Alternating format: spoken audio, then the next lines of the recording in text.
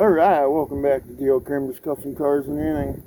Today I was going to show you guys how to change a fuel pump, how to get to it at least without dropping the tank, right on this video today. And I'm going to show you where to cut, okay? Now this is a 73 and 3/8 inch bed. And so what you're going to do, let me get this out here. It's so windy here today, it's pathetic. So anyway, there's the fuel pump. That's the cap that's on. It's supposed to be a dust cap, but as you can see, that doesn't work for shit. But anyway, so what you do is you measure 6 inches out and 14 inches out. Okay? And I have it here on the thing here written down. And down here too. 6 and 14 inches out. Okay? And now this wind has just got me so worked up, guys. Holy Moses. Hang on now, there's a drain hole in the bed. It's right there. Barely see it here. So that rib goes down. And there's a rib that goes up. So that's how far out you cut, right to here. Okay? This is 8 inches. Okay? So if you go 6 inches from here to there, and then 14 inches from here, that means this is 8 inches. Then you go 13 and a half this way. Okay? So the position of this is from this drain hole, that you barely see here. That rib goes down, this one goes up. That's where you start to cut. Okay? Again, so you measure out from here to there 16 inches, or 6 inches, pardon me, then 14 inches. 6 inches, then 14 inches. Then 13 inches over. And you can keep it parallel with these lines. Okay? And then there you go. And that's on a 2010 Dodge Ram. Probably go for many more Rams, I don't know what years. So anyway, I just wanted to let you know. Now I gotta clean that all out, and then I gotta pull that cover up and slide it out of the way, and then I gotta release the fuel line, the main fuel line, and the connector after I get this all cleaned up. Pump's not coming for a few days, so I thought I'd send out a quick video if you don't want to drop your tank. And then once this is out, right now there's about 14 gallons of gas in this truck yet. It's about half full. It's a 35-gallon tank. And so anyway, so again, look for that center, that drain hole there. Right there it is. You can barely see it. It's a long slot there. It's a little slot.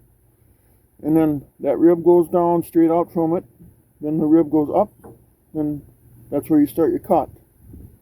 Again, 6 inches from there to there, 14 inches from there to out here. So when you lay your tape measure out, just mark it at 6 inches, mark it at 14. Then you go 13 inches over to that rib that goes up. That'd be 13 and a half inches, pardon me. And then that's your width.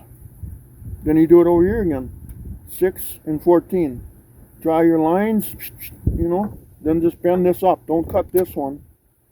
Just bend it up. And then later on, what you do is you put a piece of flat metal here. There's a brace under there. There's a brace right here it runs. That's why you can't cut it any more further that way. And then you'll barely be able to fit this thing through there. So make sure you do that. Okay, 6 and 14, 6 and 14, 14 inches from the edge, not 14 inches from here this way. It's 14 inches from this edge all the time. This is your measuring edge where the end of this pencil is. So it's 6, 14, 6, 14. You can mark it, when you lay out your tape measure. And if I lay out my tape measure just to show you. See? 6 and 14, and then 6 and 14, then 13 and a half this way, and you'll have it made.